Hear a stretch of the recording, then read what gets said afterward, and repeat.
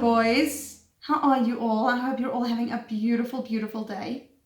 And I also hope that you are ready for a Parsha story. This week, guess how many Parshas are being read this Shabbos? Exactly, boys. 2. Again, we are so lucky. What an exciting few months we've had. So many Shabboses where we read 2 Parshas. This is very exciting. So now the Parshas this week. The first one is called Parshas Behar, and the second one is called Bechukosai. Can you say that? Bechukosai. Exactly, it's quite a tricky word. One more time. Bechukosai. Very good. But we are going to start first with learning about Parshas Behar. So, I'm going to start off with reading you a story from the Parsha book. Michael is a busy farmer. Every morning he goes out to his field to work. He plows the land and he plants the seeds, and all the while he davens to Hashem to send enough rain in the right time so that what he has planted will grow. When the time comes to cut the produce, Michael happily reaps the fruits of his hard work. This takes place for 6 years, and then on the 7th year, Michael takes a break. Do you think this is because he's tired from all the hard work? That is not the reason. On the 7th year, the Torah tells Michael and all the other farmers in Eretz Yisrael to stop. Stop. This year, there will be no plowing, no planting, no cutting. This year is called Shemitah. It is a year of Shabbos for the fields. The entire earth, the entire land belongs to Hashem. And Hashem tells us when to work and when to rest. That way, we will remember that everything grows only because of Hashem, not because of our work. When the farmers see that even though they are not working and produce still grows, then they will remember that everything that happens is only because Hashem wants it to. But Abba, Michal's children ask, if you don't work the whole year, how will we get food? Michal smiles and answers, Hashem wants us to trust only Him. If we believe that everything can grow without us doing anything, Hashem will make sure that it does. There is a special blessing in the Torah, a promise from Hashem, that all the farmers in Eretz Yisrael who listen and keep the mitzvah of Shemitah, they will have 3 years of enough produce. When they are up to the 6th year, enough food will grow in their field to last the whole of the 6th year, the whole of the 7th year, and the whole of the 8th year. Wow, that is quite a promise. So what will you do the whole year? His children ask.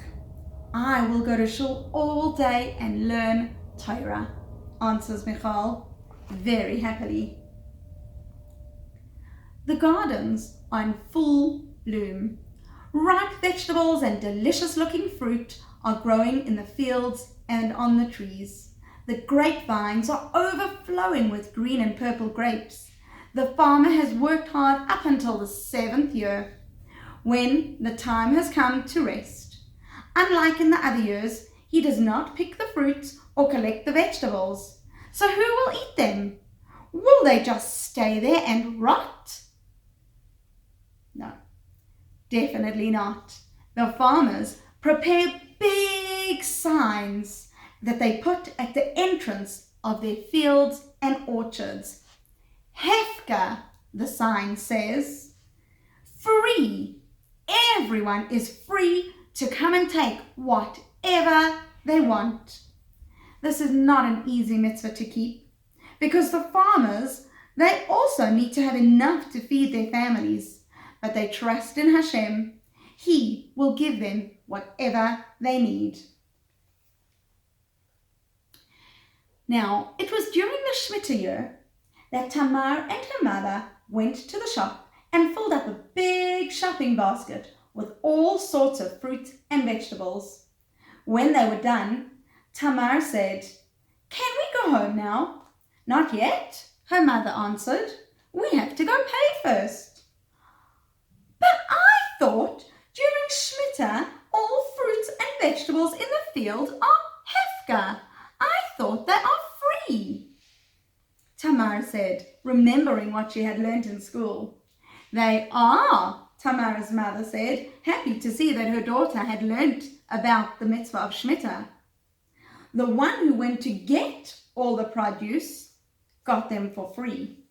But what about all the people who work hard bringing everything to the shops? Don't you think they need to get paid? Well, the money that we pay is for them.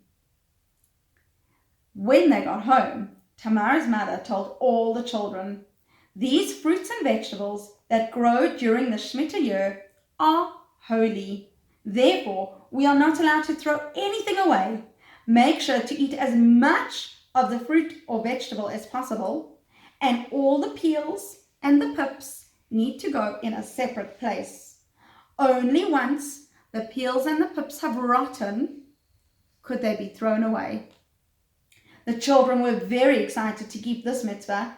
They decorated a special dustbin and wrote on it, Shemitah. All the peels of the fruits and vegetables will go into the special dustbin until they rot. Now listen to the story. A group of farmers were sitting and learning in shul when suddenly the room turned dark. It was the middle of the day. Nobody knew why the sun had suddenly disappeared. But then a group of children who had been playing outside came running in. "The skies are black. Swarms of grasshoppers are blocking the sun." The farmers jumped up at once. "Oh no," one of them cried. "The grasshoppers will eat up the fruits in the trees and will damage the branches." "The grasshoppers will eat everything that's growing, all the way down to the roots," said another farmer. "It will take us years to recover from this if the swarms come and damage our fields." One of the farmers, Ephraim, he stood up. He banged his hand on the table. The room immediately became quiet. Everybody stopped to hear what he had to say. "My friends, don't forget, it is the Shemitah year now. We are keeping the mitzvah the way Hashem wants us to. It is up to Hashem what happens to our fields now." All the farmers immediately calmed down and went back to their sforim. A short while later, they suddenly saw the room grow lighter again. They ran to the windows and they were amazed to see that indeed a real miracle had occurred. The grasshoppers had not landed in their fields, but they had continued flying further down and landed in the fields belonging to people who did not keep the mitzvah of Shemitah. The grasshoppers did a lot of damage in those fields. What a Kiddush Hashem!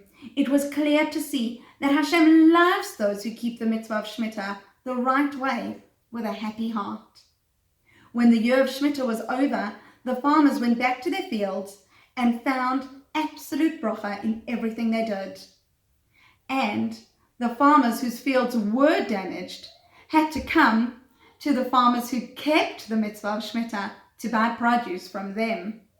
Sometimes keeping a mitzvah may seem difficult, but we know that in the end, Hashem will reward us according to our efforts. And this is the end of Parshas Behar for now. Tomorrow we will carry on with Parshas Bechukosai. Have a good night, boys.